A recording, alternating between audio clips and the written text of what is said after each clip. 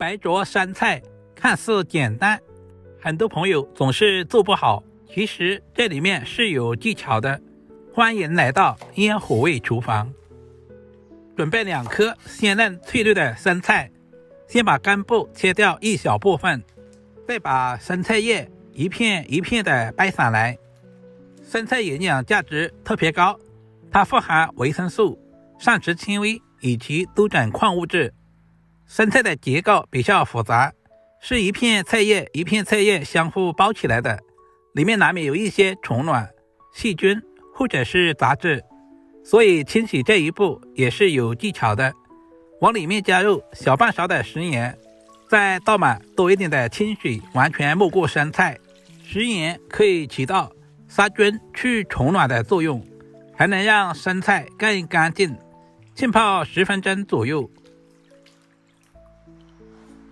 大约10分钟以后，我们再来开始清洗。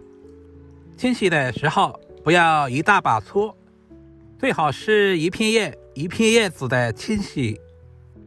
重点是清洗菜叶的根部以及有褶皱的地方，这些位置很容易藏有脏东西，而且生菜也比较秀气，不需要用太大的力气，不然菜叶很容易破损。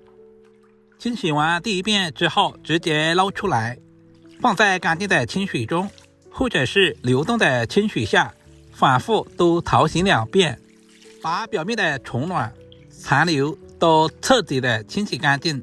经过这样处理之后，吃起来才更加放心安心。放在漏筛里面控干水分备用。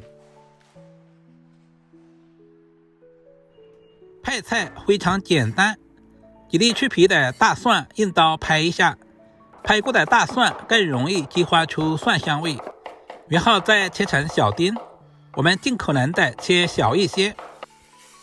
全部处理好，放在小碗中。提前准备一锅开水，往里面加入小半勺的食盐，稍微搅动一下，搅拌至完全化开，再加入少许的食用油。加盐可以让生菜快速入味，还能让生菜保持脆嫩口感。加油可以在生菜的表面形成保护膜，烫出来的生菜颜色翠绿，不发黄不发黑，看着更有食欲。下锅后轻轻地翻动一下，让生菜每一片都受热均匀。炒烫的时间大约在10秒左右，不宜煮太久，也不要把水再次煮开，时间长了生菜就会发软发烟，失去脆嫩的口感，颜色也会变差。炒好之后立刻捞出来控干水分，整齐摆在盘中，摆成自己喜欢的形状，好看又有仪式感。另起锅，有条件的可以加入猪油，开始调个0分酱汁，锅中下入蒜末炒出香味，全程用小火慢慢的煸炒，充分的激发出蒜末的蒜香味，千万不要炒糊，不然会发苦。往里面加入小半碗温水，加入小半勺的蚝油，蚝油可以多加一些，鲜甜味十足。小半勺生抽酱油，少量的红烧酱油上色。因为这些调味料里面本身有盐味，所以就不需要添加食盐。加入少量的白糖提鲜，松茸鲜调味，快速翻拌均匀，使所有的调味料完全溶解在汤汁里面。加入水淀粉，高上薄薄的芡汁，少许的芝麻香油增加香味。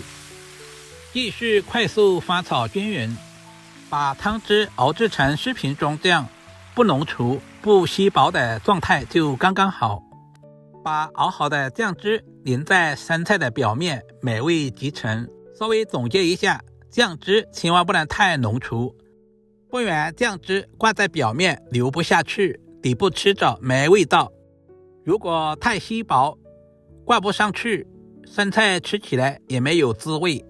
像这种粘稠度刚刚好，这样做出来的生菜颜色翠绿不发黄，口感爽脆，蒜香浓郁。